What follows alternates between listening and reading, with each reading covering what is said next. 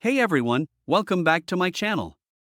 Today, I'm going to show you how to make a quick and easy 10-minute avocado toast. This recipe is perfect for those busy mornings when you need a healthy and delicious breakfast on the go. Let's start by cutting our avocado in half and removing the pit. Next, we're going to scoop out the avocado flesh into a bowl and mash it with a fork. Now it's time to add some flavor. I like to add a pinch of salt, black pepper, and a squeeze of fresh lemon juice to my mashed avocado. Our avocado spread is ready, now let's move on to the toast. While the toast is toasting, let's prepare some toppings. I have some sliced tomatoes, crumbled feta cheese, and chopped cilantro. The toast is ready, let's assemble our avocado toast. Spread the avocado mixture generously on the toast and top it off with your favorite toppings.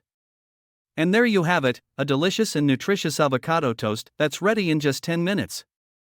Thanks for watching, and don't forget to like, share and subscribe for more easy and healthy recipes.